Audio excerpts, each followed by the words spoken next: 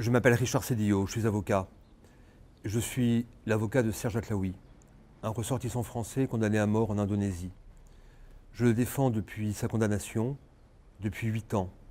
Je crois très profondément en son innocence. Je suis abolitionniste, mais ce dossier me touche particulièrement parce qu'il ne fait pas l'ombre d'un doute, pour moi, qu'il n'a pas commis les faits pour lesquels il a été jugé.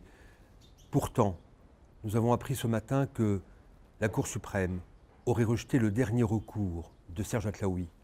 Je suis évidemment effondré, même si j'entends retrouver toutes mes forces pour mener ce combat jusqu'au bout. Le président indonésien a déclaré qu'il voulait lutter contre les trafiquants de stupéfiants. Serge Atlaoui n'est évidemment pas un trafiquant. C'est un petit ouvrier qui a été manipulé, auquel on a proposé un travail bien payé parce que très loin de chez lui, sans jamais lui dire que les machines qu'il allait souder auraient vocation un jour à fabriquer des produits stupéfiants. Le principal condamné, celui qui a tout organisé, celui qui allait profiter du trafic qui devait ensuite s'organiser, a déposé le même recours que Serge Atlaoui. Son recours est examiné avec beaucoup d'attention par la justice indonésienne depuis 18 mois. Ses témoins sont entendus, ses pièces sont examinées, alors que les témoins dont nous avons demandé l'audition, alors que les pièces que nous avons remises à la justice n'ont pas été examinées et qu'en un revers de manche, la justice indonésienne a décidé de rejeter sa demande.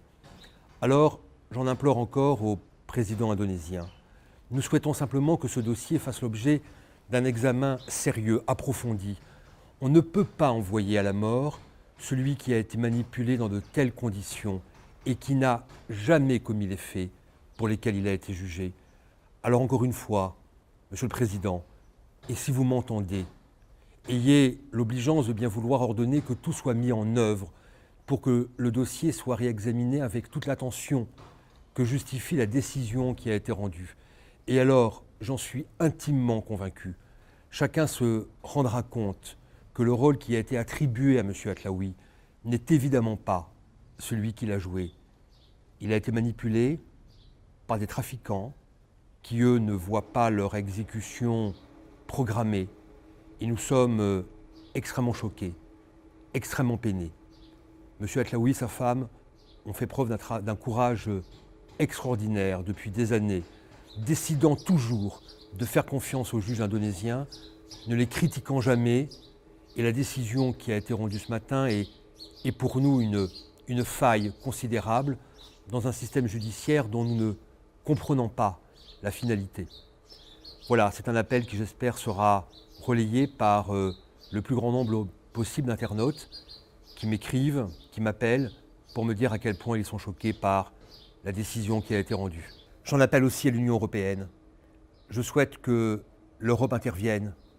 Si l'Europe a un sens aujourd'hui, si la terre européenne, qui est une terre de liberté, doit porter un message, elle doit intervenir en faveur de Serge Atlaoui. Nous avons tous aujourd'hui une conscience européenne. Nous ne pouvons pas l'abandonner. Et l'Europe ne peut pas abandonner celui de ses ressortissants qui a été condamné dans de telles conditions. Merci.